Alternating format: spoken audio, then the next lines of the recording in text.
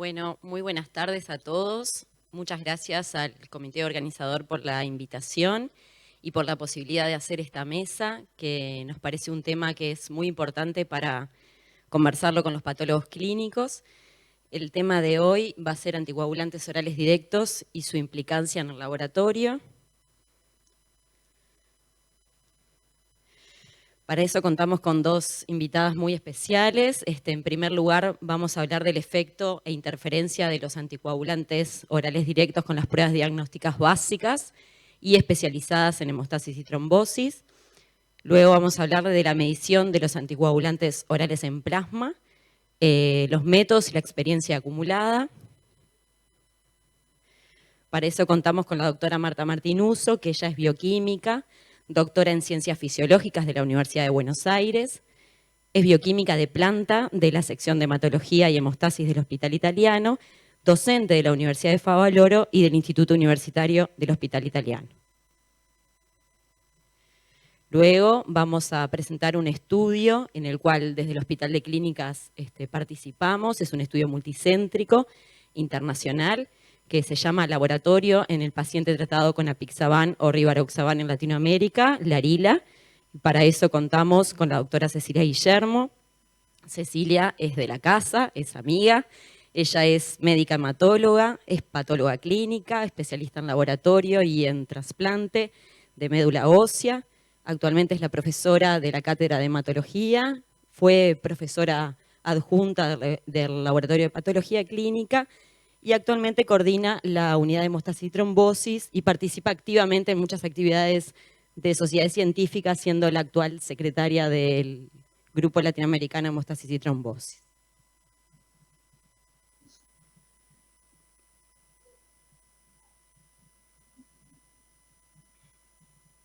Solo a modo de introducción, la historia de los anticoagulantes orales ya desde 1830 con la aparición de la heparina. Fueron múltiples los intentos de avanzar en lo que es un anticoagulante ideal.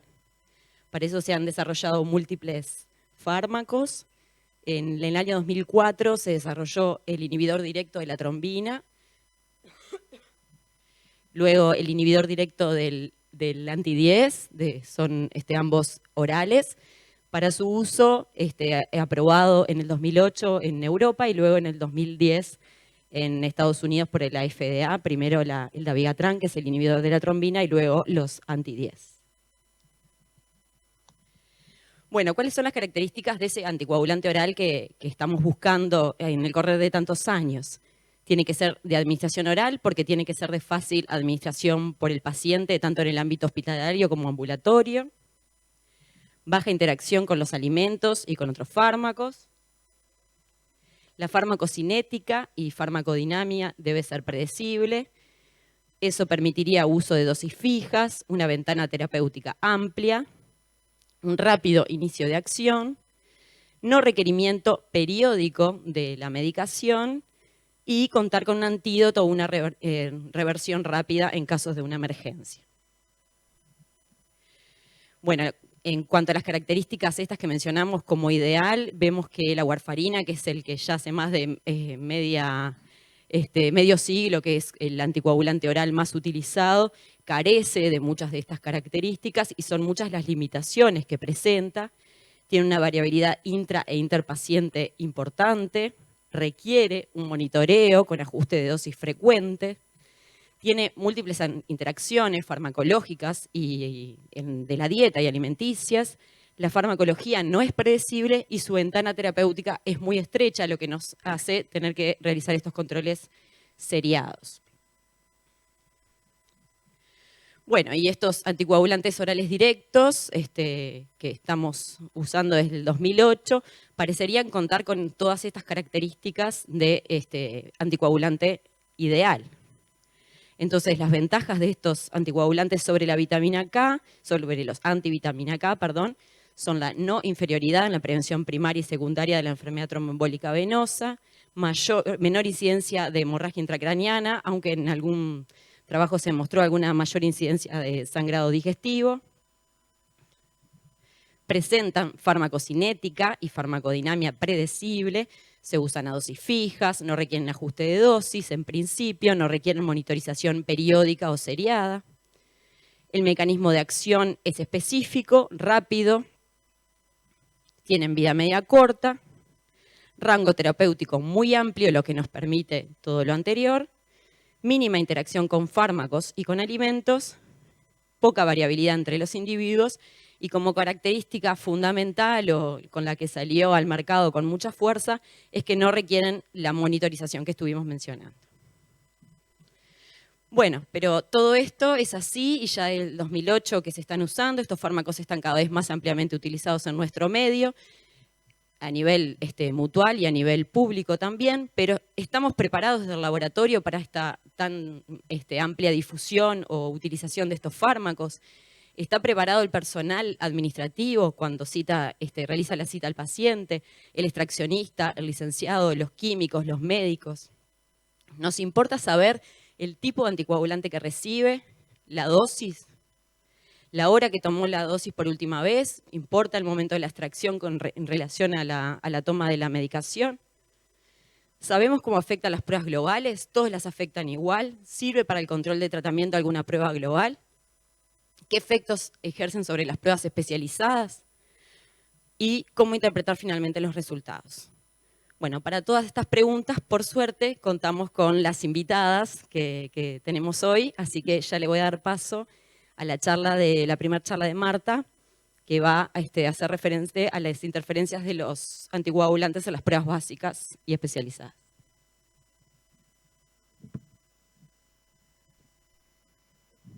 Bueno, buenos días. Aquí desde Buenos Aires les vamos a hablar un poco de este tema tan interesante que son los anticoagulantes directos. Agradezco mucho a la doctora Cecilia Canessa y a la doctora Paola Turcati por haberme convocado. Tengo una grata memoria de hace unos años atrás, hace 4 años atrás, cuando fui también al Congreso de Patología Clínica Uruguayo, en donde realmente ha sido un placer estar allí.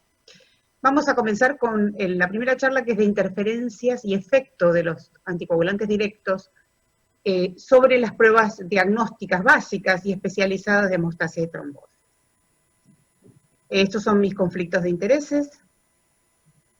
En primer lugar, vamos a ver qué es lo que significa que sean anticoagulantes orales directos. Los anticoagulantes orales directos inhiben de forma directa y reversible factores activados del sistema de coagulación, como son la trombina, y la droga oral que la inhibe es el dabigatran, y el factor 10 activado, que tiene varios miembros de una familia que se llaman familias de loxabanes, de los cuales en Argentina están aprobados el rivaroxaban y el apixaban, y próximamente el edoxaban, y bueno, vamos a ver un poco cómo interfieren en las pruebas de coagulación.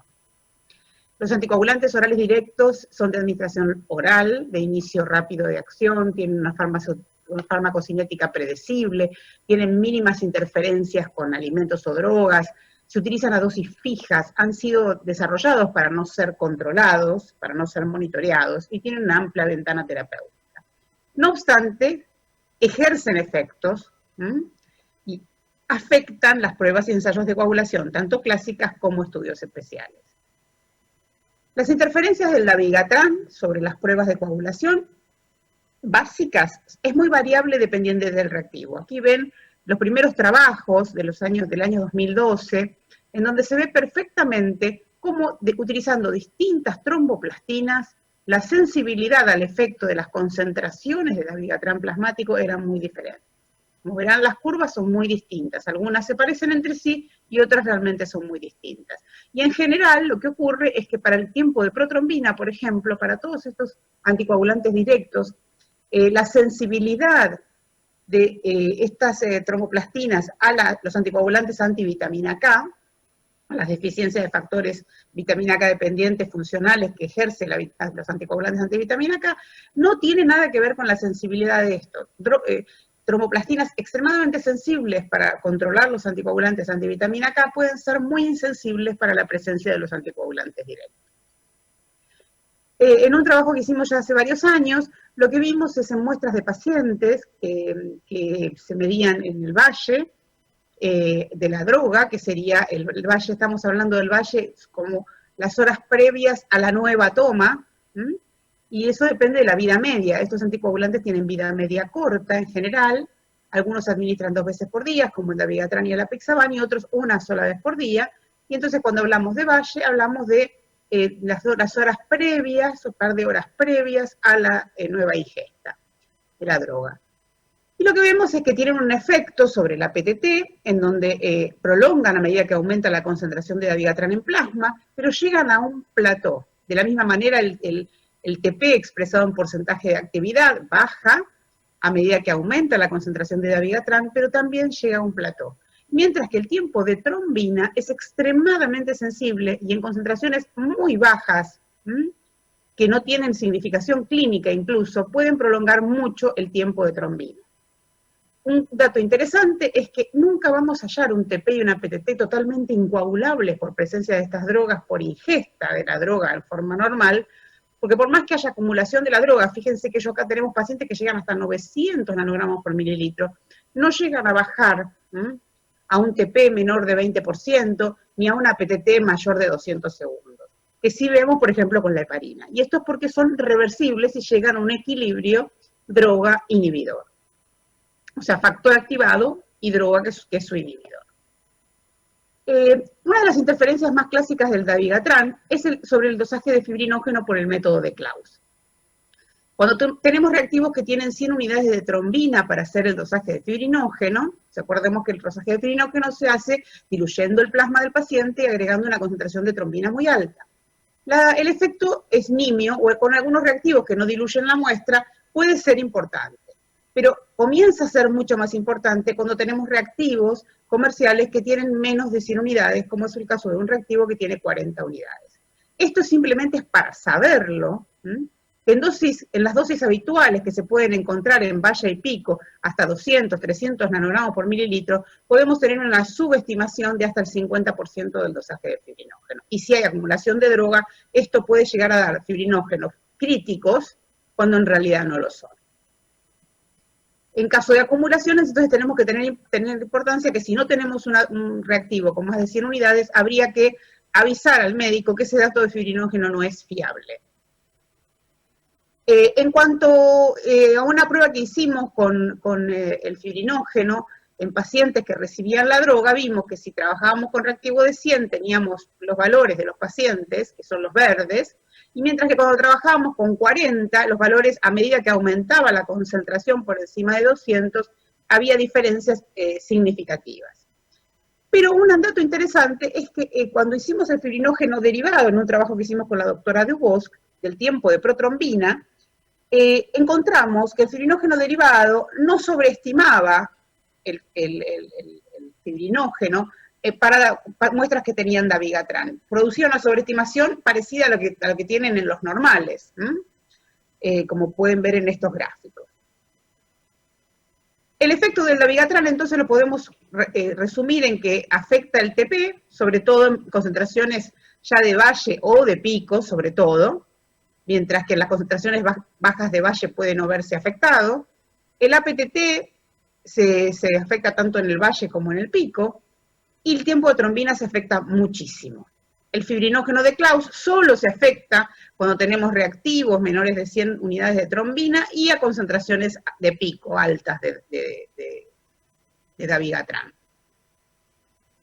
En cuanto a los anticoagulantes orales directos anti-10A, aquí tenemos un trabajo del doctor Grosselin, en donde se ve claramente cómo afectan, por ejemplo, el tiempo de protrombina con 4 reactivos muy utilizados en el comercio, el Rivaroxaban, el Edoxaban y el Apixaban. Como conclusión de esto podemos ver que el que más se afecta es en general el Rivaroxaban con todos los reactivos. El Edoxaban tiene una afectación que con algunos reactivos es similar al Rivaroxaban y en otros es un poquito menor, pero el que tiene muy poco efecto sobre la prueba de TP y muy dependiente de los distintos reactivos. Fíjense que en los dos de arriba hay una cierta afectación, pero en los dos de abajo prácticamente no se afecta nada el tiempo de protrombina. con dos reactivos que son muy sensibles a los anticoagulantes antivitamina K, como es el Innovin y el Tromborel, uno recombinante y otro de placenta humana, pero sin embargo con el apixaban prácticamente no se mueve. Cuando vemos el efecto que tienen sobre la PTT vemos algo parecido. El edoxaban y el rivaroxaban son los que más se afectan, en menor medida que lo hacen con el TP, ¿sí? Pero fíjense que el apixaban prácticamente con ningún reactivo lo modifica significativamente. Cuando hicimos el efecto sobre el fibrinógeno de los anticoagulantes directos anti-10A, lo hicimos con rivaroxaban, fíjense, y vemos que los datos obtenidos por Klaus, con los dos tipos de reactivos, con 100 unidades y 40, no hay ninguna diferencia, pero cuando hacíamos el efecto que tenía el rivaroxaban en el fibrinógeno derivado del tiempo de protrombina, que ya se sabía que afectaba y sobreestimaba el fibrinógeno medido por el método derivado del tiempo de protrombina en anticoagulantes orales antivitamina K, lo probamos con rivaroxaban y lo que vimos es que tiene una sobreestimación que aumenta a medida que aumenta la concentración de rivaroxaban en el plasma, que puede llegar hasta un 60 u 80% de sobreestimación del valor del fibrinógeno. De la misma manera lo probamos con apixaban y encontramos una sobreestimación menor, pero sí sobreestima con respecto a lo que se obtiene con muestras de plasma de individuos sanos sin presencia de la droga. Por lo tanto, no serían útiles estos métodos para poder ser utilizados en pacientes que tienen anticoagulación. Ni antivitamina K, que ya estaba relatado, ni los directos anti-10A, porque van a producir sistemáticamente sobreestimación de los niveles de fibrinógeno. Podemos resumir los efectos sobre las pruebas clásicas del rivaroxaban, en donde vemos que el TP se afecta ya desde las concentraciones de valle, muy dependiente del reactivo, pero se afecta ya desde las concentraciones de valle, el APTT, que se afecta sobre todo en pico, el tiempo de trombina, que no se afecta en lo absoluto, el dosaje de fibrinógeno de Klaus, que no se afecta en lo absoluto, y el dosaje de fibrinógeno por el método derivado del tiempo de protrombina, que se afecta de manera, sobreestimándose de manera de concentración dependiente. Lo mismo podemos decir del apixaban, en donde el TP se afecta solo en pico, el APTT prácticamente no se afecta nunca, salvo en concentraciones altas de pico, el tiempo de trombina no se afecta, el fibrinógeno medido por el método de Klaus tampoco, pero hay una ligera sobreestimación de los valores de fibrinógeno cuando la muestra tiene apixaban. ¿Qué efecto ejercen sobre los dosajes de factores? Y esto está ya descrito desde el año 2015 con los primeros estudios del doctor Bonari, con la experiencia que uno fue tomando, dado que estos anticoagulantes ejercen efectos sobre las pruebas clásicas, por ejemplo, en el caso del dabigatran sobre la PTT, y los médicos muchas veces no saben qué es lo que pasa y piden dosajes de factores en pacientes que están recibiendo dabigatran. Lo que se vio es que en estos ensayos que hicieron el grupo de Bonari y el doctor Favaloro, con muestras que mandaban a los distintos laboratorios del control de calidad de Australasia, es mandarle a hacer el dosaje de factores a muestras que tenían concentraciones crecientes de dabigatran. Y como podemos ver, cuando se hacía el dosaje en una sola dilución, que es diluyendo el plasma del paciente 1 en 10, los dosajes bajaban a medida que aumentaba la concentración de dabigatran, porque el dabigatran estaba interfiriendo con la prueba de APTT, inhibiendo la trombina que se genera en esa reacción, que es la prueba básica del dosaje de factores de vía intrínseca. Pero ¿qué pasaba? Cuando se realizaban en 3 diluciones, como lo pueden ver aquí, diluyendo la muestra en 2 diluciones más que la habitual, a medida que aumentaba la dilución, aumentaba la concentración de factor que podíamos medir, porque se diluía la interferencia que ejercía la droga al diluir la muestra. Nosotros nos vemos aquí con un ejemplo, donde tenemos la curva normal y la curva del paciente. Como vemos, el primer punto en la dilución 1 en 10, el tiempo que tenemos en el dosaje del paciente, refleja un factor bajo, 48,6%. A medida que diluimos las otras 2 diluciones, 1 en 20 y 1 en 40, vemos que los tiempos van prolongándose en menor medida y se cruzan las curvas con la curva del normal, generando curvas no paralelas. Y fíjense que si yo veo cuánto dosaje tengo en el segundo punto, la medida cruda es 36, pero lo tengo que multiplicar por 2 porque la muestra está diluida al medio con respecto a la original, me da 72. Y en el tercer punto, que tengo una dilución 1 en 40, al interpolar en la curva me da 22,7%, que si yo multiplico por 4, porque estoy diluyendo 4 veces lo que es habitualmente usual, me da 90%. Con lo cual, siempre se deben dosar los factores en más de 3 diluciones o más, para poder detectar en qué nivel realmente está el factor, porque si no vamos a tener falsas disminuciones. Lo mismo ocurre con el rivaroxaban, que es un antidiesa directo, y aquí tenemos un paciente que tenía una fibrilación auricular, estaba polimedicado por otras cuestiones, factores de riesgo clásicos, y a los 6 meses comienza con de la toma del rivaroxaban con un malestar general, ligero prurito, realiza un laboratorio donde se encuentra que las enzimas hepáticas están movidas, tiene gamma GT aumentada, bilirrubina aumentada, y en el control de coagulación aparece un TP de 35% y una PTT de 44 segundos. Se sospecha toxicidad hepática y el hepatólogo le piden un factor 5. Fíjense que el factor 5 en la primera dilución nos daba 40%, porque el tiempo daba por encima de lo que da la curva del normal. Pero a medida que diluimos la muestra, vuelve a pasar lo mismo, se cruzan las curvas, y al aumentar la dilución, aumenta la actividad del factor, porque se prolonga menos, eso genera que la interpolación que hacemos del valor medido de factor sea no tan baja, y al multiplicar por el factor de dilución, obtenemos valores normales. Entonces, siempre que tengamos dosajes de factores, tenemos que hacer las curvas de dilución, para no subestimar los valores de factores en estos pacientes. Aquí tenemos los efectos de los directos, rivaroxaban y apixaban, sobre los factores de vía intrínseca, 8 y 9. Y fíjense que pasa lo mismo, hay disminución si no se hacen en 3 diluciones, y el efecto es mucho más marcado en rivaroxaban, que afecta más el APTT que el apixaban. Y un dato interesante es que en estos mismos trabajos, en donde mandaron muestras como en control de calidad, digamos, mandaron muestras para hacer el inhibidor de 8, y fíjense que muestras que lo único que tienen son o dabigatran o rivaroxaban, le han medido unidades de Bethesda, y que algunos no le encuentran inhibidor y otros sí, y eso depende de si han hecho los dosajes en una dilución o en 3 diluciones. Aquellos que utilizan más de 3 diluciones o 3 diluciones para el dosaje de factores no van a hallar efecto inhibitorio, porque lo que hay es una interferencia, ¿sí? Pero aquellos que solamente utilizan la dilución 1 en 10 van a encontrar interferencia que va a generar que tengan unidades de Bethesda por dosajes de factores 8 coagulante bajos que no son reales.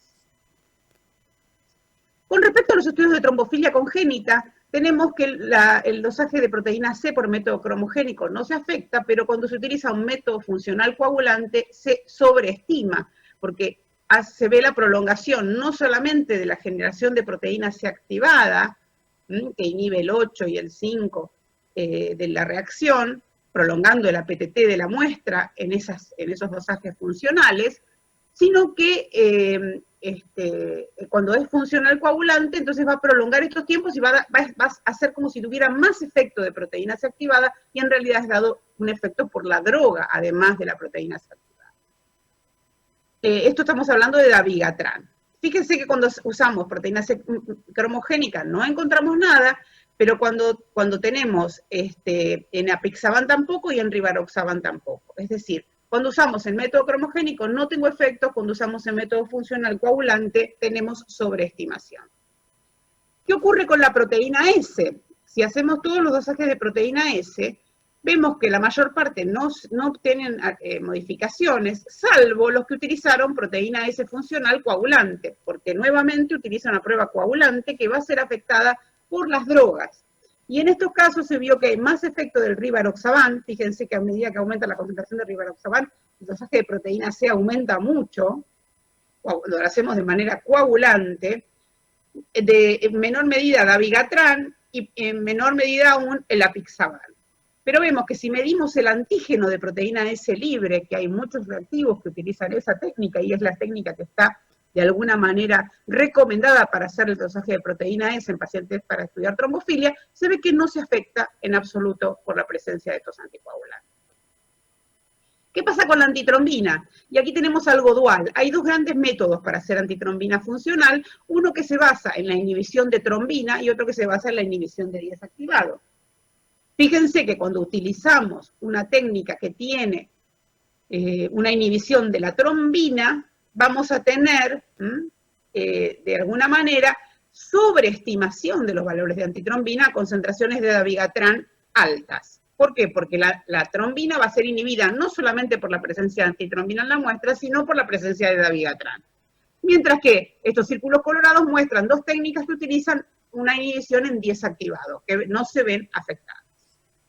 Por el contrario, estas mismas técnicas, cuando utilizo un dosaje que se basa en la inhibición del factor 10 activado, van a sobreestimar los valores de antitrombina que van a permanecer dentro de los mismos valores cuando utilizamos una técnica que inhibe la trombina. Entonces, nos tenemos que poner a pensar cuando vamos a hacer una trombofilia y detectamos que el paciente está recibiendo esto, que puede estar afectado si es un dabigatran, si mi método tiene inhibición de trombina como fundamento. Y si son los directos anti-10A, van a estar sobreestimados los valores cuando estoy en presencia de un reactivo de un anticoagulante anti-10A directo. En cuanto a las concentraciones mínimas de anti-10A que afectan a las pruebas de laboratorio de trombofilia, lo que podemos ver es que aparece también la resistencia a la proteína C activada. Y fíjense que en la resistencia de la proteína C activada, la razón que tenemos, que sería la PTT con proteína C activada y sin proteína C activada, o la prueba de coagulación con y sin, van a estar afectadas en distintos niveles, es decir, los que más lo afectan son el edoxaban y el rivaroxaban, por ejemplo, y también el dabigatran, por supuesto, mientras que para que se afecten por apixaban necesitamos concentraciones muy altas en el plasma.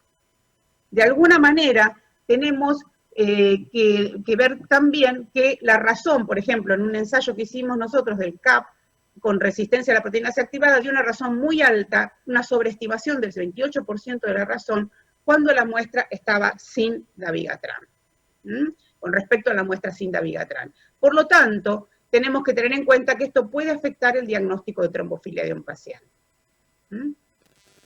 Sin lugar a dudas, el peor problema de las interferencias producidas por anticoagulantes directos es la alta prevalencia de falsos positivos de anticoagulante lúpico. Ya desde el inicio, en el año 2014, nosotros publicamos un trabajo en donde veíamos que las muestras con rivaroxaban y dabigatran tenían prolongaciones del DRBBT, el tiempo de vida de veneno de Russell, que activa el factor 10 directamente, el silica clotting time en el screening, que también teníamos mezclas que no corregían en la mayor parte de los casos, porque son inhibidores de estos factores activados, tanto de trombina o 10 activado, y van a ejercer un efecto inhibitorio, y que en muchos casos, incluso, dependiendo del test, muy baja prevalencia por ejemplo, para dabigatran con el silica clotting time, pero muy alta prevalencia, tanto en el dabigatran como el DRBBT, con el rivaroxaban en el DRBBT, que generaban porcentajes interesantes y altos de falsos positivos en anticoagulante lúpico. Esto incluso lo vimos con dos tipos de reactivos del mercado, con el reactivo de IL y el reactivo de Stago.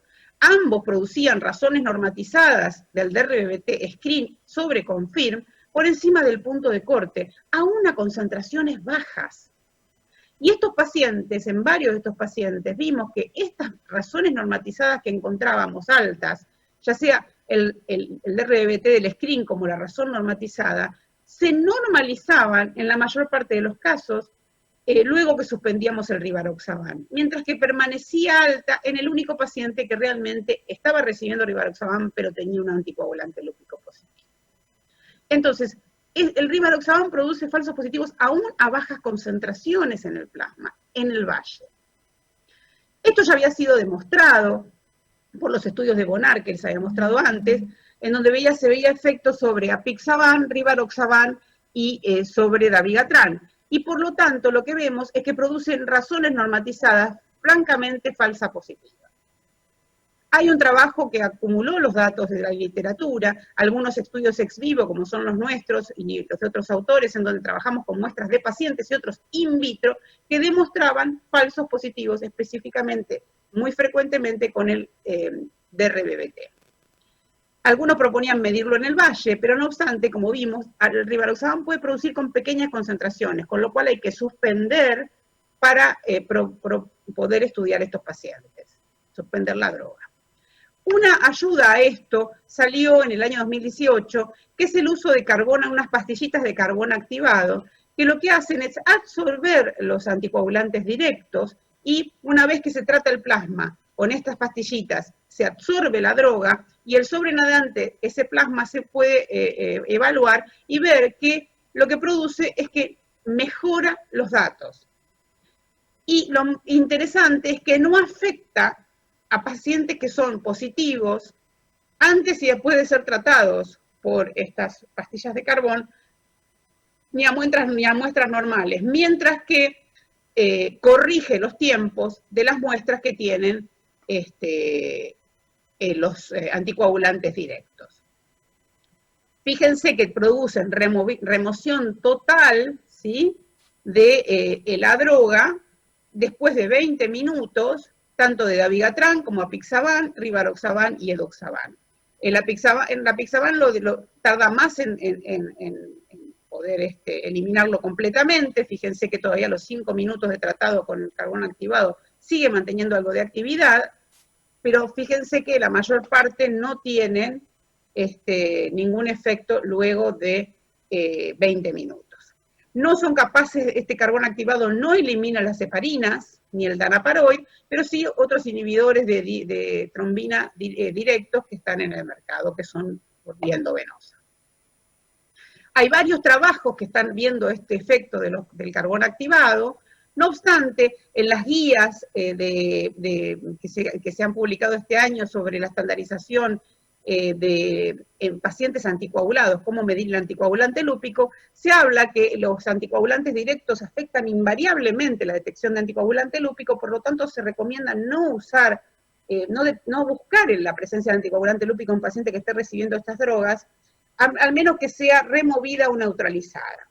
El uso de absorbentes puede hacer una solución promisoria, pero hay que sumar más evidencia de que no afecten otras pruebas en grandes números y utilizando trabajos de distintos autores. Todavía no hay una recomendación formal, pero podría ser la mejor solución que tenemos en un caso de un paciente que esté recibiendo una droga. De la misma manera, se ha visto que se puede utilizar el tiempo de veneno de víbora de Taipan. El tiempo de víbora de Taipan es un veneno que lo que hace es activar de alguna manera el factor 2 ameisotrombina y se compara como confirmatorio con el hecarín, porque el Taipan requiere fosfolípidos para realizar la reacción y el hecarín no. Entonces esa relación nos podría dar una idea de la dependencia de fosfolípidos. Y como podemos ver en este tipo de ensayos, lo que se ha visto es que en los pacientes, ya sean muestras normales o en pacientes que son con trombosis sin anticoagulante lúpico, la realización de veneno de víbora de Taipan no afecta los valores cuando agregamos rivaroxaban, mientras que en las muestras realizadas con DRBBT se ven aumentos significativos a medida que aumenta la presencia de rivaroxaban. Las guías de la CLSI de anticoagulante lúpico ya reconocen el efecto de los anticoagulantes directos y las guías recientemente publicadas de la actualización de la detección de anticoagulante lúpico en general, digamos, recomienda incorporar la información de la anticoagulación que recibe el paciente para tomar las medidas precautorias y hacer los comentarios necesarios. De esta manera, se dice que se debe suspender la anticoagulación con anticoagulantes orales, que generalmente 48 horas sería lo más indicado en estos casos para poder estudiar a un paciente. La comunidad científica, en este caso, entonces, en la presencia de hacer otras pruebas de coagulación en pacientes que reciben anticoagulantes orales directos, tienen responsabilidades. El médico tratante que maneja al paciente en conocer y tener presente estas interferencias para interpretar los resultados, pero sobre todo para no solicitar resultados especiales datos especiales como son estudios de trombofilia, estudios de anticoagulante lúpico, que generan diagnósticos erróneos que pueden estigmatizar a un paciente o pueden ocultar un diagnóstico que tienen cuando sobreestiman la antitrombina o la resistencia a la proteína C activada. Hay que suspender la medicación para hacerlo. Y la responsabilidad del patólogo clínico, del laboratorista, del bioquímico, es conocer estas interferencias, realizar lo necesario desde lo metodológico para evitarlas. Por ejemplo, si tengo que dosar un factor, tengo que hacerlo en varias diluciones.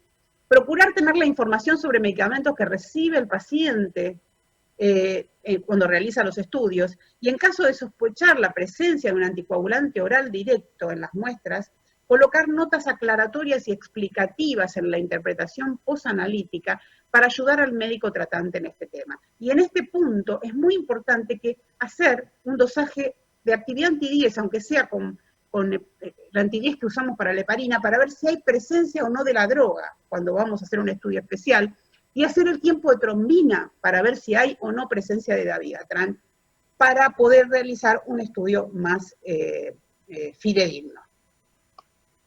Muchas gracias. Muy bien, Marta, muchas gracias. Excelente tu presentación. Damos unos minutitos para el siguiente video, que también es de la doctora Martinuso. Surgen muchas preguntas que las vamos a dejar para el final, preguntas y comentarios. Los que están conectados de forma virtual, si quieren ir dejando preguntas en el chat, después las vamos a leer, y a los residentes que están acompañándonos de forma presencial y demás participantes, dejamos al final unos minutos para las preguntas y comentarios. Adelante. Vamos a continuar ahora con la medición de los anticoagulantes directo en plasma, qué métodos y qué experiencias acumuladas hay. Estos anticoagulantes, como bien les dije, se inhiben de forma directa y reversible los factores activados, 10 activado y trombina. La lista de probables indicaciones de la medición de los anticoagulantes directos tienen que ver con distintas situaciones que por ahí no están muy representadas en los ensayos clínicos, como son insuficiencia renal, y esto es muy importante en dabigatran porque es el que mayor proporción de excreción renal tiene en su depuración. En caso de complicación trombótica, para evaluar una concentración subterapéutica, que lo pongo en gris porque no se creía que era importante, pero bueno, podría llegar a serlo. En caso de complicación hemorrágica en la emergencia, ver qué cantidad de droga tiene, si está acumulando la droga o no. En evaluaciones de la comedicación que reciben los pacientes, para ver si afectan la absorción o la depuración de estas drogas. La discontinuación o la necesidad de hacer un procedimiento invasivo de alto riesgo. Pacientes que tienen peso extremadamente alto o bajo, y en algunas otras enfermedades hepáticas o neoplasias. En las guías publicadas recientemente, de la Sociedad Internacional de Hemostasia y Trombosis, se ve en este esquema cuáles serían las concentraciones habitualmente vistas, que no se pueden llamar rango terapéutico, pero son la mediana y el rango intercuartilo de las concentraciones halladas en valle y en pico para las distintas indicaciones que tiene, sea en fibrilación auricular no valvular o en tromboembolismo venoso, las distintas drogas, dabigatran, rivaroxaban, apixaban y edoxaban. En líneas generales, podemos decir que en el valle, en general, no superan concentraciones mayores a 100, 150, depende de la droga. Fíjense que el edoxaban cuenta con concentraciones más bajas. El resto está alrededor de, en el caso de la apixaban, 100 nanogramos por mililitro como mediana, en el caso del dabigatran 91, y en el caso de rivaroxaban en el valle, acuérdense que se usa una sola vez al día, es alrededor de 40 y pico, 50, y bueno, con límites superiores no mayor a 200 en todos los casos. Fíjense que tenemos que ponernos a pensar cómo medimos las drogas. El dabigatran, ¿cómo la medimos? Bueno, lo podemos medir por HPLC masa, pero esto no está disponible de rutina ni por la emergencia. Por lo tanto, hay métodos realizables en un laboratorio de hemostasia. que son el tiempo de trombina diluido, ya sea con un fundamento coagulante o con un fundamento de ensayo cromogénico, y de la misma manera el tiempo de coagulación con veneno de carina, ya sea por un punto final coagulante o cromogénico. El tiempo de trombina diluido surge porque el tiempo de trombina habitual que utilizamos nosotros con 3 unidades de trombina en el reactivo genera prolongaciones extremadamente importantes con concentraciones muy bajas de dabigatran. Y lo que vieron es que aumentando la concentración de trombina en el ensayo, obtenían mejor dosis-respuesta. De esa manera, al aumentar la concentración de trombina y utilizando un calibrador, podían llegar a medir la concentración. Este era nuestro ensayo, ¿se acuerdan que habíamos visto lo mismo? Que a concentraciones muy, muy bajas prolongaba terriblemente. De esta manera se diseñó el primer ensayo que fue, y que es ampliamente conocido, que es el Hemoclot Thrombin Inhibitor, que nosotros nunca tuvimos la posibilidad de tenerlo en el país, porque no tenemos representantes ni AñARA en el país en forma directa, y que es útil en la medición de los inhibidores directos de trombina, cualquiera de ellos, no solamente el dabigatran, la vivaridina, la irudina, el argatroban, pueden ser dosificados, medidos por este tipo de técnica. Utiliza una trombina purificada concentrada, más concentrada que lo habitual, pero fundamentalmente se basa en diluir la muestra, por eso se llama el tiempo de trombina diluido. No es que diluyo el reactivo de trombina, sino que diluyo la muestra en un plasma normal. Y tiene una relación lineal con la concentración de dabigatran, como lo podemos ver en esta curva roja. Es un ensayo que tiene buena linealidad, que tiene buena reproducibilidad, y que variantes de este ensayo han sido realizadas por otros fabricantes, incluso algunos hacen reactivos homemade, pero bueno, eso requiere un periodo de validación mucho más complejo. Existe en el mercado, y eso sí lo tenemos en Argentina, el Hemosil trombina diluida, en donde el ensayo es el mismo, diluye la muestra 1 en 5 en un plasma normal, y tú utilizas una trombina ligeramente más concentrada que la habitual, y lo que podemos ver es que tiene buena linealidad, hasta 500 nanogramos por mililitro, en los equipos Aceletop, tiene buena performance analítica, esto lo verificamos en nuestro ensayo, y había sido comparado, y hay artículos que lo comparan, con el de Hyphen, el Hemoclot Thrombin Inhibitor, el HP. ¿Qué pasa con el tiempo de carina? El tiempo de carina, la carina es una veneno de víbora que transforma el factor 2 en mesotrombina, que puede ser medido por una técnica coagulante, la transformación del fibrinógeno en fibrina. Lo que se vio ya desde el inicio del año 2012 es que tenía una relación bastante directa, sobre todo en concentraciones hasta 400 nanogramos por mililitro de la droga, luego comenzaba un pequeño plató, con prolongaciones sumamente importantes de los tiempos de coagulación por la presencia de dabigatran. Nosotros tuvimos la oportunidad de usar el veneno de carina, comprar el veneno, porque el veneno se vende para research en la empresa Estago, y utilizarlo en una concentración a 1,5 unidades por mililitro, y diluyendo el plasma 1 en 5, como hacíamos con el tiempo de trombina diluido. Y lo que vimos es que tenía muy buena relación con los valores medidos por el tiempo de trombina diluido. En cuanto al cromogénico, tenemos ensayos de cromogénicos, tanto de hecarina como de trombina diluido. Y se basan en la medida de la actividad de la trombina o la mesotrombina generada por la hecarina por un sustrato cromogénico que esta enzima reconoce y cliva y genera paranitronilina color amarillo. Los ensayos cromogénicos utilizan trombina en exceso en general, y hay 2 marcas que tienen cuando utilizan trombina. El de carina es de la empresa Estago, mientras que hay de Hyphen y de Siemens como ensayos de tiempo de trombina diluido, pero con detección cromogénica. Y se basan en que la enzima, la mesotrombina o la trombina, va a clivar a este sustrato cromogénico, que es un tripéptido que reconoce el sitio activo de la enzima, y liberar paranitronilina. ¿Qué ocurre cuando en el plasma hay dabigatran? El dabigatran va a estar ocupando el sitio de la enzima, va a inhibir la actividad de la enzima, y por lo tanto, cuando agrego el sustrato cromogénico, la señal va a ser menor. Es decir, a mayor concentración de dabigatran, menor clivaje del sustrato cromogénico y por lo tanto menor densidad óptica. La correlación del hemoclot thrombin inhibitor y del hecarin clotting time, del ensayo coagulante de Carina, con la medida por espectrometría de masa es muy buena, es excelente, tienen menor precisión en los niveles bajos y sensibilidad en los niveles bajos de la droga, como ocurre con casi todos los ensayos que se hagan en el laboratorio habitual de hemostasia para concentraciones bajas de la droga.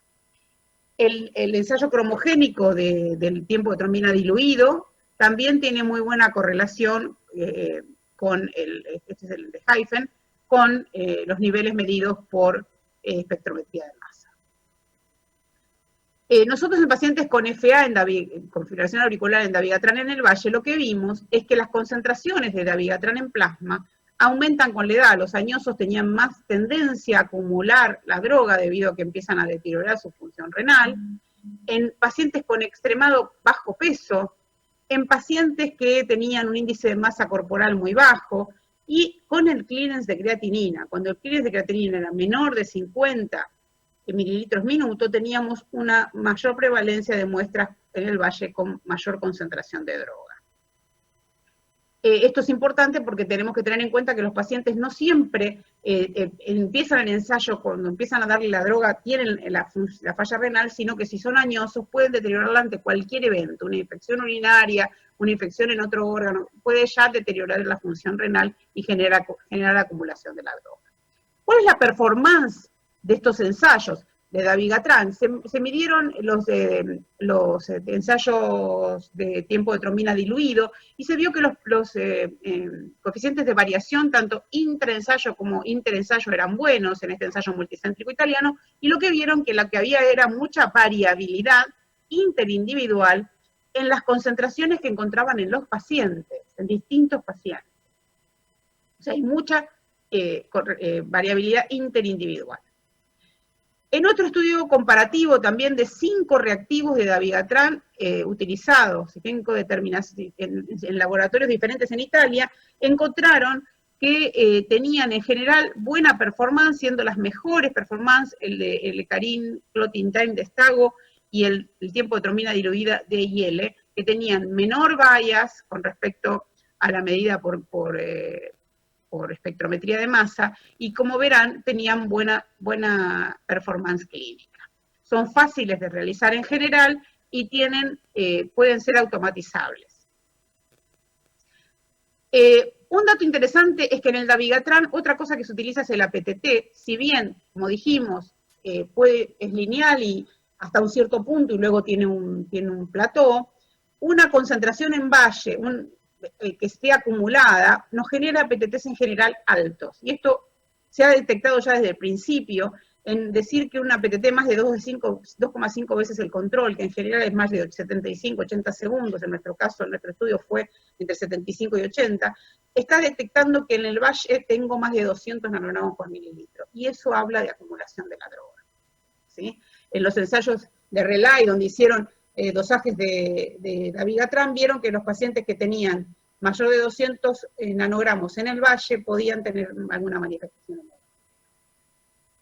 En cuanto a las guías de la Sociedad Internacional de Hemostasia y Trombosis, lo que detectaron es que la PTT normal no descarta la presencia de concentraciones terapéuticas. En nuestro caso, por ejemplo, una PTT normal con nuestros reactivos en nuestro instrumento, nos hablan de que tiene por lo menos de 70 nanogramos por mililitro, ¿sí? Pero no descarta la presencia de alguna concentración que podríamos hallar en el valle, pero tiene la particularidad que está disponible las 24 horas de los 7 días de la semana en todos los laboratorios. Pero tenemos que saber que hay dependencias con el reactivo. Cada uno debería saber cómo se comporta su reactivo para la presencia de dabigatran. El tiempo de trombina es extremadamente sensible. Cuando es normal excluye absolutamente la presencia de droga, pero prolongado no dice nada, no nos dice si tiene mucha o poca, porque es tan sensible que no sirve.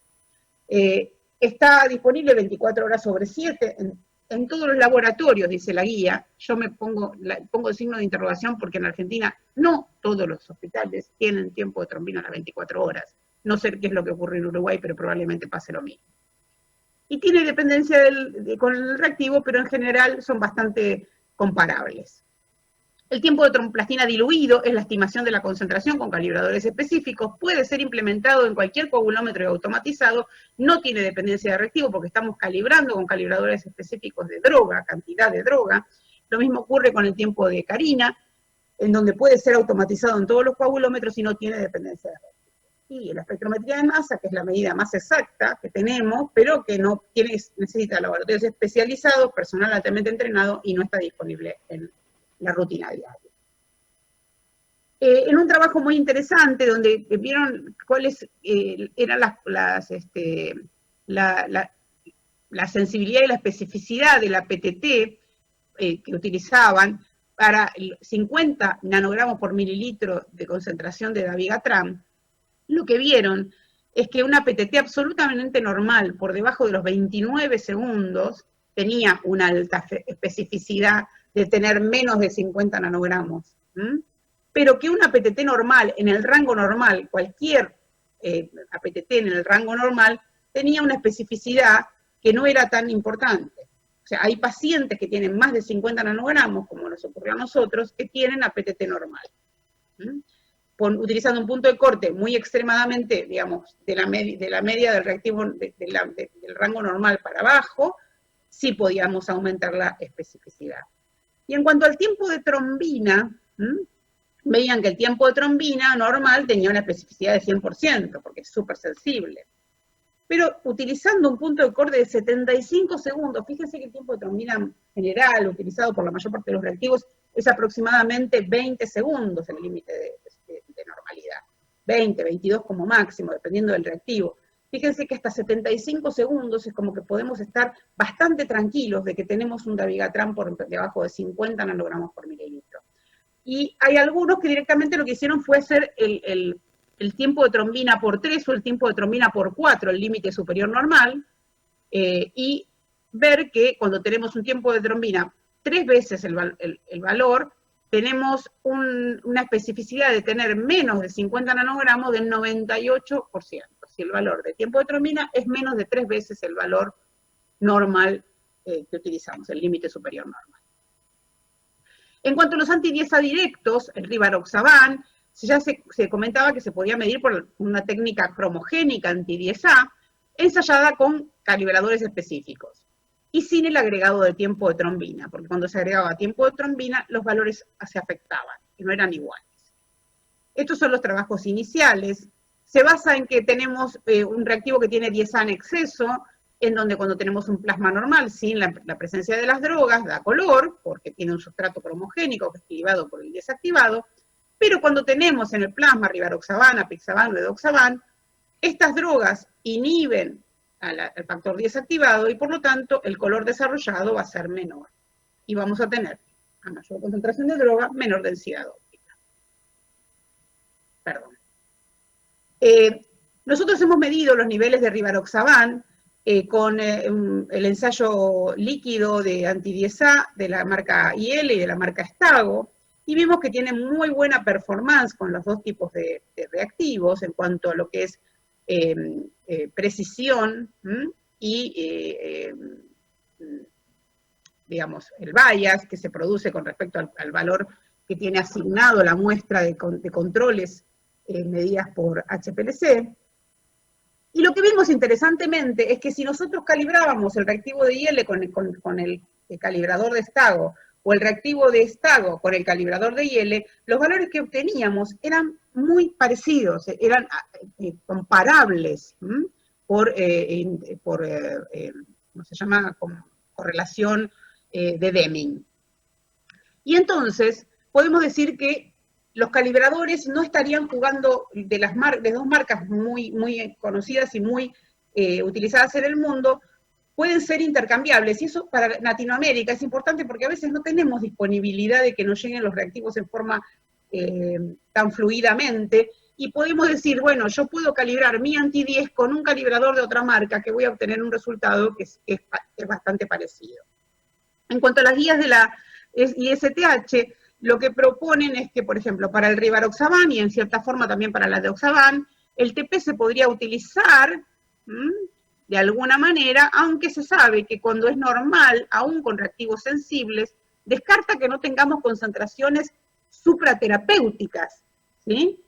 Pero no descarta que tengamos concentraciones dentro del rango terapéutico. Y en el caso del edoxaban, descarta que tengamos una concentración supraterapéutica en el pico, pero no nos descarta ni siquiera que tenga una concentración supraterapéutica en el valle. ¿Se acuerdan que el edoxaban manejaba concentraciones de valle más bajas? Tiene la ventaja que está disponible las 24 horas, los 7 días de la semana, y que está disponible en todos los laboratorios. Pero tiene la desventaja que es altamente dependiente de reactivos, como ya se los mostré en la charla anterior. En cuanto al ensayo antidesacromogénico, está calibrado con calibradores específicos, es muy buen ensayo, puede ser implementado en cualquier coagulómetro que tenga detección cromogénica para ensayos cromogénicos, y lo usamos con el mismo reactivo de antidiesa líquido que usamos para hacer heparinas, pero calibrado con calibradores específicos. En urgencia, si yo no tuviera esto, podría usar la cuantificación, una estimación, no cuantificar la droga, pero sí una estimación, midiendo la actividad antidiesa de heparina de bajo peso molecular, como ya les voy a mostrar inmediatamente.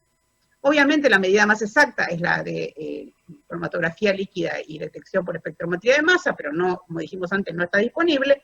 Y hay algunas aproximaciones que hablan del RBBT, utilizando el RBBT, el ensayo de anticoagulante lúpico, pero con la parte confirmatoria, con fosfolípidos concentrados, para evitar el efecto de anticoagulante lúpico si lo hubiera. Y si es normal, en general puede excluir valores mayores de 50 nanogramos por mililitro. Y eso es otra cosa que se podría hacer en la emergencia. Se afecta con el tipo de reactivo, pero mucho menos que lo que se afecta al TP o el APTT. Es menos dependiente de reactivo. En cuanto a medir con los anticoagulantes orales directos de antidiesa, con respecto al TP y el APTT, en esto de encontrar el punto de corte, fíjense que para el rivaroxaban, un TP mayor de 84% tiene bastante buena especificidad cuando trabajamos con un reactivo que es sensible, mientras que el apixaban no tiene ningún punto de corte que sea específico, porque el apixaban tiene muchísima menos afectación por el TP y menos para concentraciones bajas. O sea, un TP normal no nos descarta para nada que tengamos concentraciones terapéuticas de apixaban. Cuando medimos estas drogas, les hacemos el ensayo de antidiesa, pero con calibradores de heparina de bajo peso molecular, en este caso se utilizaron reactivos de Stago en este trabajo, sacaron cuál es el punto que tiene mayor especificidad para detectar concentraciones menores de 30 o menores de 50 nanogramos por mililitro. Y fíjense que es alrededor, en estos dos casos, de 0,40, 0,50 unidades antidiesa, medidas calibradas por heparina, o 0,80, 0,90 en el caso de 50 nanogramos, detectar 50 nanogramos. Nosotros ya habíamos visto en su momento las muestras de rivaroxaban medidas con anti-10 para heparina, calibrados con calibradores de heparina, en que teníamos una muy buena relación entre los dos tipos de medidas y que aquellas muestras que tenían 50 nanogramos nos daban 0,4 unidades antidiesa. Fíjense que con Stago es 0,89. ¿Qué conclusión sacamos con esto? Es que esto es muy útil, pero si sabemos cómo se comporta nuestro reactivo calibrado para heparina de bajo peso. Porque nosotros habíamos probado que si cambiábamos los calibradores de droga, cualquier reactivo lo podíamos usar indistintamente, calibrado con el calibrador que fuere, de la marca que fuere, que obteníamos resultados parecidos, pero expresados en nanogramos por mililitro de drogas. Cuando hablamos de calibradores antidiesa de heparina, hay variaciones en la capacidad de detectar el ensayo que usamos para heparina, incluso porque las técnicas diluyen distinto para medir las drogas cuando medimos en nanogramos por mililitro que para medir heparina, y los calibradores son diferentes, y por lo tanto, fíjense que tenemos dos puntos de corte diferentes. O sea, yo puedo decir que con nuestro sistema reactivo instrumento es 0,4, pero con el sistema que utiliza Stago es 0,89. Entonces hay que saber o leer en la literatura para tener una idea de cuáles son los rangos que se establecen según el tipo de reactivo. Hicimos también una comparación en apixaban utilizando Innovance de Siemens con un equipo de Sysmex y el reactivo de IL con una Celetop, y lo que vimos es que obteníamos bastante buena correlación entre los niveles a 50 nanogramos por mililitro, y fíjense que para el intervalo intercuartilo era 0,58 para el caso del reactivo de IL y 0,38 para el caso de Gain-Innovans. Pero ¿qué ocurría con el Destago? El Destago tenía 0,79 en ese estudio que mostré previamente. Por lo tanto, nuevamente, tenemos que saber cuál es el valor medido con calibradores anti-10A para poder utilizarlo en la práctica en una emergencia. Porque no es lo mismo para un sistema reactivo instrumento que para el otro. El apixaban y el rivaroxaban también fueron medidos por un ensayo Vericrom que tiene agregado de antitrombina, ¿sí? Con calibradores de Hayfel. Y fíjense que obtuvieron valores mucho más bajos cuando utilizaban un reactivo que tenía agregado de antitrombina para medir la heparina con calibradores de heparina de bajo peso molecular. Entonces, fíjense que esto es otra variación importante. Tenemos que saber cómo se manejan estas drogas, cómo se expresan estas drogas cuando medimos el anti-10 con calibradores de heparina según nuestro ensayo y nuestro instrumento. La medición de los anticoagulantes orales en plasma puede ser útil en distintas circunstancias, como son farmacocinéticas alteradas por peso bajo o alto extremo, falla renal, en donde la medición también se puede ajustar y la dosis en ciertas circunstancias. Fíjense que hay un trabajo realizado en donde está muy interesante las opciones que podría haber para poder tener mejores digamos, efectos de estas drogas, si uno, aunque sea al principio del tratamiento, hiciera una medición y pudiera ajustar la dosis según el paciente. Y esto podría tener implicancias con las complicaciones trombéticas. Hay un trabajo de la doctora Sofía Testa, de Italia, que determinó que en algunos pacientes con complicaciones trombóticas tenían relación con tener niveles de droga más bajos. Aquellos pacientes que hacían complicación trombótica, que recibían las drogas por fibrilación auricular, encontraban que con estos anticoagulantes directos eran los que tenían concentraciones más bajas en el plasma.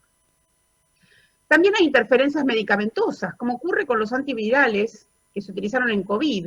También la doctora Testa hizo un brief report muy interesante, en donde vio que en 12 pacientes que no se había suspendido el anticoagulante directo cuando se interna por neumonía COVID-19, lo que vio es que estos pacientes tenían acumulación de droga hasta más de 6 veces el valor que tenían antes, que le habían medido antes. Entonces, estos antivirales interfieren con el metabolismo de estas drogas y pueden ejercer acumulación de las mismas. Entonces, es otro detalle que hay que tener en cuenta en donde podría ser útil medir la droga. Y es importante medir, conocer el test y las posibilidades para determinar o estimar las concentraciones. Sin duda, las pruebas calibradas son los que nos van a dar un valor de concentración con una muy buena precisión. Pero tenemos otras herramientas que nos pueden ser útiles en la emergencia, conociendo cómo funcionan esas herramientas en nuestro sistema, con lo que estamos utilizando nosotros en la práctica clínica. En caso de usar pruebas clásicas de coagulación o técnicas de anti-10A calibradas con heparina, se debe conocer cuál es el comportamiento de lo que es el tándem reactivo, instrumento y calibrador. Bueno, espero que esto haya sido de utilidad. Muchas gracias y quería despedirme con esta imagen de las playas de Colonia, que fueron mis últimas vacaciones de 5 días en enero de 2019, así que hace rato que no me tomo vacaciones, y en donde pasé unos 5 días maravillosos en una pequeña hotel boutique que está en las afueras de Colonia, que tenía una paz y ese río que nos enamora, de un lado y del otro. Muchísimas gracias.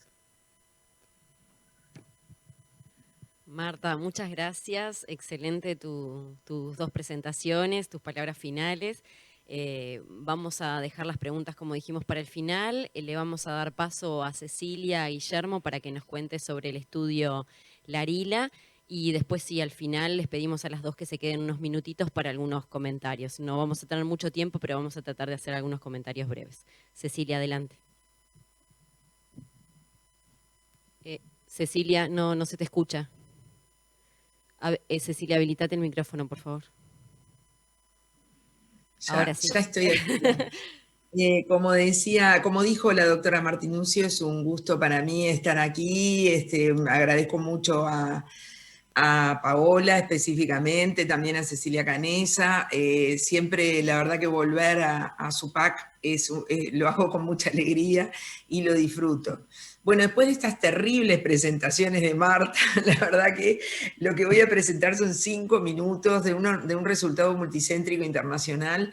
Y como la verdad que toda la información que aportó en realidad, va a explicar y a sostener un poquito algunos de los resultados que podemos mostrar.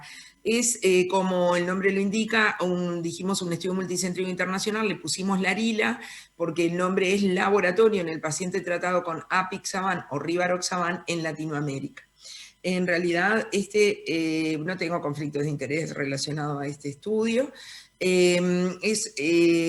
Agrupó 4 países: Uruguay, México, Argentina y Chile. Y bueno, y creo que eso es el valor más importante que tiene este trabajo. En realidad, el intento de lograr realizar una aproximación conjunta de 4 países que, bueno, la verdad que Uruguay es un pequeño, muy pequeño país al lado de los gigantes que se sumaron, pero el intercambio entre los profesionales y comentar las dificultades o los retos a los que nos podíamos enfrentar, creo que va a ser lo más rico de este trabajo cuando podamos terminar de examinar los resultados. Bueno, la idea surge porque en realidad en nuestra región, y creo que aparte de los trabajos publicados por Marta y por Cristina, es muy poco lo que hay publicado sobre anticoagulantes orales directos relacionados además a la clínica, relacionando la clínica con el laboratorio en Latinoamérica. Empezando porque los estudios pivotales que llevaron a la aprobación de los ACOD realmente integraron un muy bajo porcentaje de pacientes latinoamericanos. La mayoría fueron pacientes estadounidenses o europeos. Entonces nos llamó la atención poder, por un lado, realizar este estudio integrando varios países, pero además saber qué sucedía con nuestros pacientes, a ver si estaban comportándose igual que lo que se describía en la literatura internacional. Bueno, este es un estudio analítico prospectivo en que participaron estos países y obviamente está aprobado por los respectivos comités de ética de cada institución en cada país. El objetivo principal era estandarizar el control laboratorial de rivaroxaban y apixaban en Latinoamérica, un poco comparar las técnicas que estábamos utilizando y las capacidades que teníamos en nuestros laboratorios. Y bueno, y la verdad que además de hacer los estudios con los estudios específicos de actividad anti-10, también queríamos comparar un poquito lo que sucedía en la coagulación básica, tal como fue descrito perfectamente por Marta, observar si estas alteraciones que se ven las veíamos igual en nuestros pacientes y registrar los eventuales efectos adversos, así como en nuestra base de datos tratamos de recoger además los medicamentos que estaban tomando estos pacientes para detectar interacciones que en realidad no hayan sido descritas. Como ustedes saben, inicialmente uno de las características que se destacó de estos anticoagulantes orales directos eran las que no tenían interacciones o que prácticamente no tenían, pero a medida que transcurren los años y en la vida real esto no es así, hay muchísimas interacciones, hay interacciones, como Marta bien lo describió, con los antivirales. De hecho, con los antirretrovirales es un tema muy complejo, con la quimioterapia, hay listas enormes de interacción con la quimioterapia, pero también con antibióticos comunes como la claritromicina y la rifampicina, y eso nos interesaba detectarlo en nuestros pacientes, sabiendo que la población latinoamericana es más proclive a automedicarse y accede a antibióticos, por ejemplo, en forma bastante indiscriminada, por lo menos en nuestro país.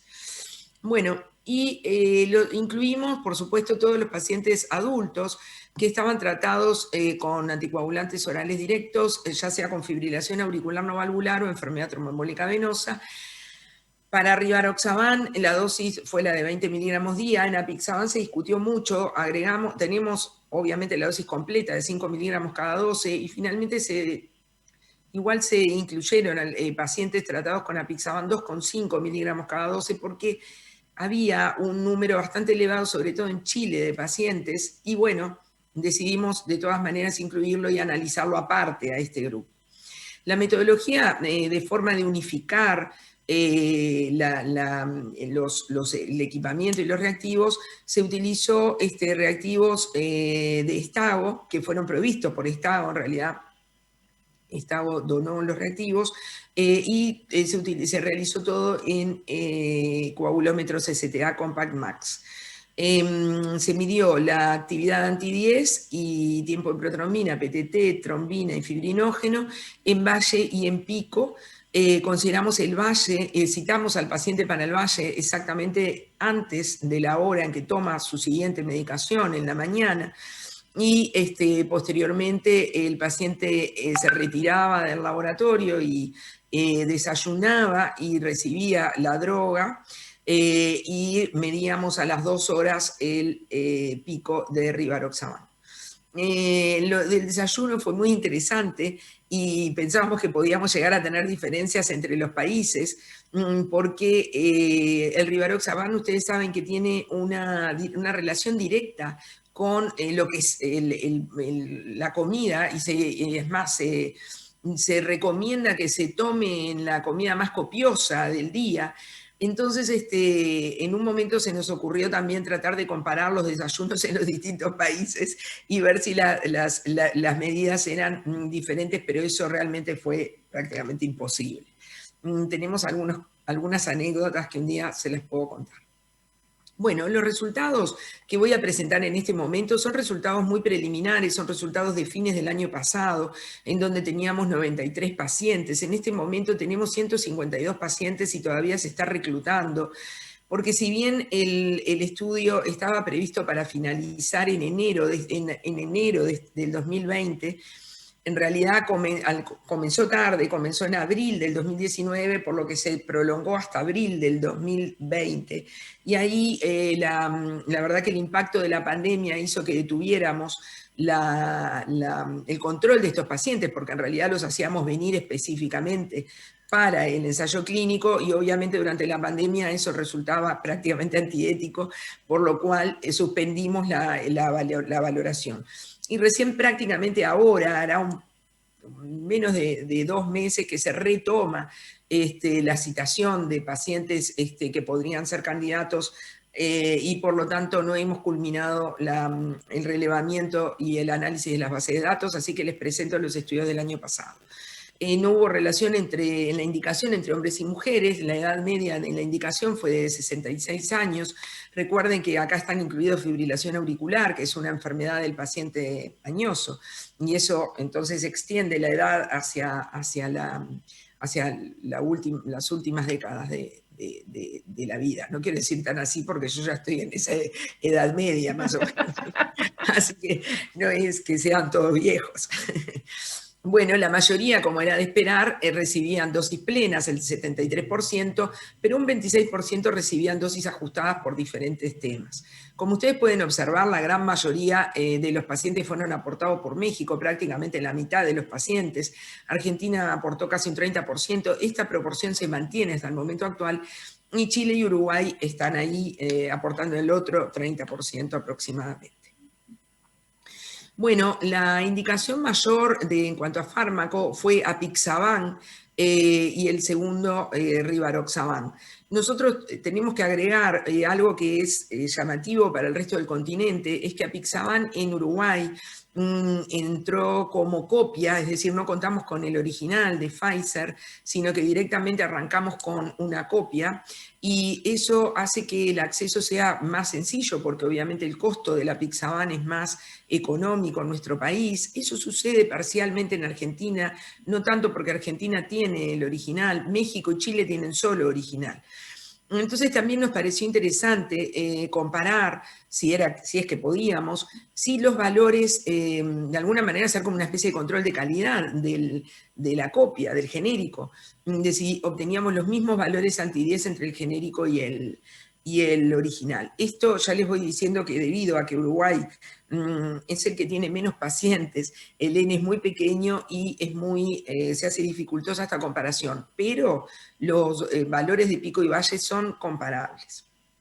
Bueno, la indicación de anticoagulación, como era de esperar, la mitad de los pacientes tenían fibrilación auricular no valvular y el resto era enfermedad tromboembólica venosa, un 37% tenían a forma de trombosis venosa profunda y un 10% a tromboembolismo pulmonar.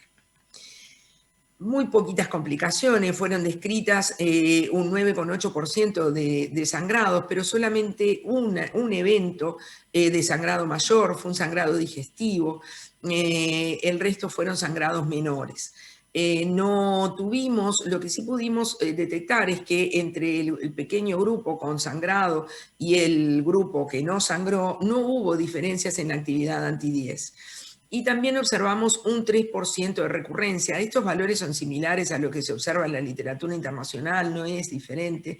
Y tampoco observamos es muy pequeño el número, ustedes se dan cuenta que son 3 pacientes, no tuvieron valores de actividad anti-10 diferente a lo observado en el grupo general.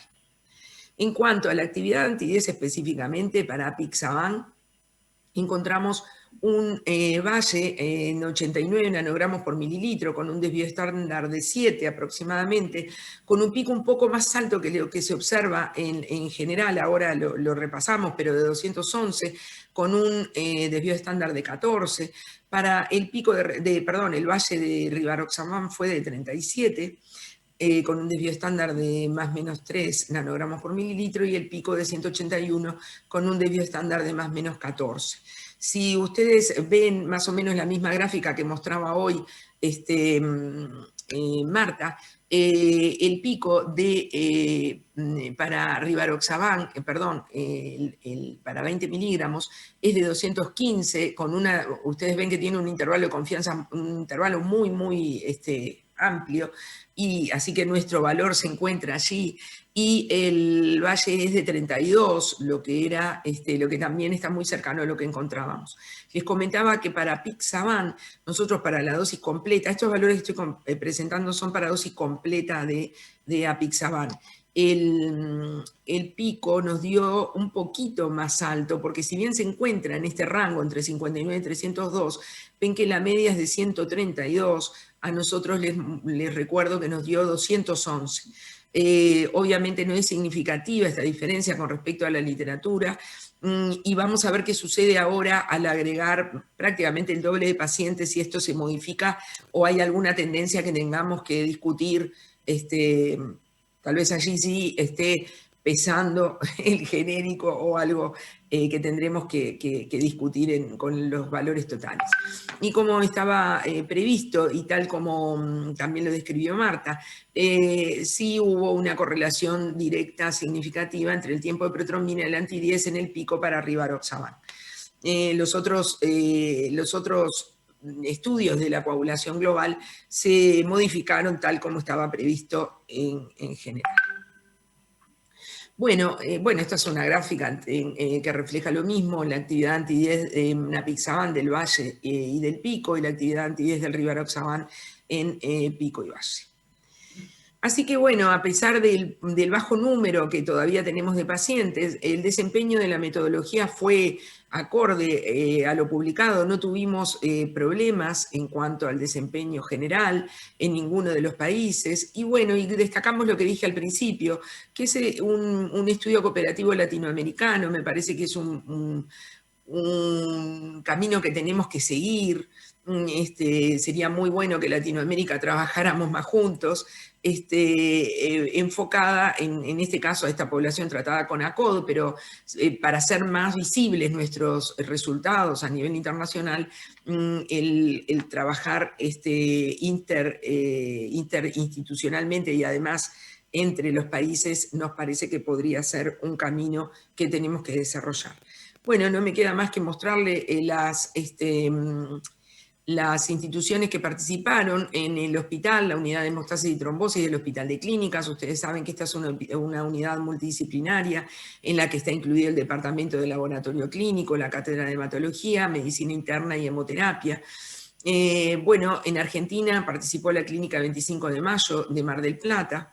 En México, el sector hematología del Instituto de Cardiología Ignacio Chávez, y en Chile el sector hematología del Hospital Clínico de la Universidad de Chile. Así que, bueno, igual estamos muy satisfechos con este pequeño estudio y esperamos a la brevedad poder mostrarles los resultados finales y mostrarles conclusiones un poco más ricas sobre esta experiencia. Así que muchas gracias por la oportunidad y quedo acá atenta a las preguntas o comentarios que puedan surgir. Bárbaro, Cecilia, muchas gracias.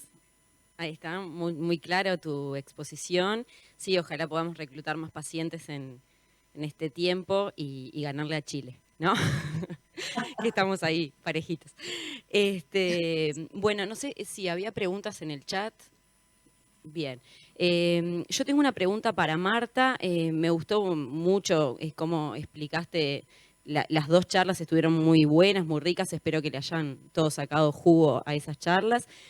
Te quería consultar con respecto al inhibidor del factor 8, que tú nombraste la prueba de Bethesda con la interferencia que, bueno, que parece evidente porque estamos ante la presencia de un inhibidor. Pero ¿qué pasa con la prueba de potenciación? Que es lo que nosotros usamos como un screening inicial cuando nos piden búsqueda de un inhibidor de factor 8. ¿En la prueba de potenciación se refleja esta interferencia? No potencian, inhiben en forma directa, inmediata y cuando está incubado. Pero si la muestra que, esto más que nada tiene que ver para mí, es fundamental en laboratorios que reciben muestras derivadas. Porque no todos los lugares hacen, digamos, estimación de las unidades Bethesda. Y de pronto un laboratorio recibe un tubo sin información, y si no le hace un basal y ve que el tiempo de tramino es prolongado, puede informar que hay un inhibidor de 8 en una muestra que no lo tiene, y más si no hace las 3 diluciones. Por eso creo, porque la inhibición es tanto incubado como no incubado, es inmediata, pero cuando uno hace el ensayo de Bethesda lo va a encontrar. Entonces es importante tener en cuenta que hay que hacer los dosajes de factores en por lo menos 3 diluciones en estos casos para no caer en falsos niveles bajos de factor 8. Perfecto. Y también la importancia entonces de la prueba esa inicial de potenciación que nos podría alejar de la sospecha de un inhibidor, por lo menos de factor 8. Muchas gracias. Sí, Cecilia, No, Guillermo. Yo quería, aprovechando que en realidad destacar hay muchas cosas para destacar de las presentaciones de Marta, porque fueron excelentes, y quería justamente hablar de la importancia nuevamente de la interrelación clínico con el laboratorio, porque este tema de los anticoagulantes orales directos, como ustedes vieron, como mostró claramente Marta, es fundamental conocer que si el paciente los está recibiendo, incluso el tiempo desde la última dosis. Y entonces, claro, acá no tenemos muchos clínicos conectados, pero realmente el clínico tiene que saber, conocer que va a interferir con cualquiera de las dosificaciones que solicite. Y debido a que estos anticoagulantes orales directos son de corta acción, si es necesario estudiar al paciente, en la mayoría de los casos tratar de estudiarlo en el valle o suspender en lo posible el anticoagulante oral, como decía Marta, a veces hasta 48 horas para asegurarnos, si tiene función renal normal además, ¿no? Asegurarnos de poder dar una respuesta correcta, porque si no, realmente se alteran muchísimo estos resultados. Y me pareció súper interesante, Marta, lo que mostraste, que ya lo conocía de República Dominicana, pero el estudio digamos, de la importancia también de calibrar el reactivo de anti-10 para estos ACOD, de anti-10 para heparina, porque es poco común que los laboratorios tengan anti-10 específico para estas drogas, pero es común o más sencillo que tengan anti-10 para heparina. Entonces, me gustaría que comentaras de nuevo eso, porque si uno puede establecer su correlación, podría brindar una excelente herramienta para el clínico en momentos en la emergencia, ¿no? Sí, actualmente en el subcomité de anticoagulación de la Sociedad Internacional de este año se presentó un trabajo, una experiencia que están haciendo desde el subcomité, en donde tenían resultados similares a los nuestros, es decir, ellos usaban los tres, el de Stago, el de Siemens y el de IL, el anti-10 calibrado con los calibradores heparina. Y encontraban que el de Siemens y el de IL, el Innovance y el de IL, eran muy parecidos en los resultados, mientras que el de Stago no. Y es más o menos lo que yo interpolé con un estudio que habló de Stago y con nuestra experiencia con este estudio que hicimos entre la doctora Arias y yo, de ver muestras de medida de apixaban con los dos tipos de reactivos. Y es importante eso, o sea, tener idea, por lo menos, y es información útil, porque esto está en un abstract, está en un lugar en donde alguien puede decir, che, ¿cómo es que daba si vos tenías los equipos estos que tenemos nosotros? Y poder saber, tener una mediana idea de qué resultado yo puedo esperar para decir si puedo meter en un quirófano o hacer una punción lumbar a un paciente, sí o no. Por lo menos tener ese límite del 50 nanogramos, ya el de 30 es más complicado, porque hay mucha variabilidad, incluso si lo mido como droga, la variabilidad es muy grande, pero por lo menos 50.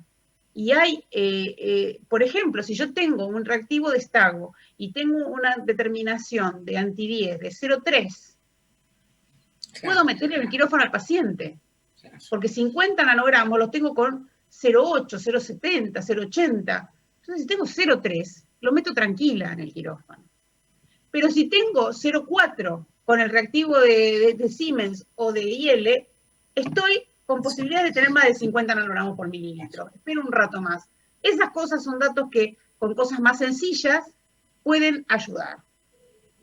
Excelente. Excelente, y para tener en cuenta y para poder desarrollarlo en el hospital también.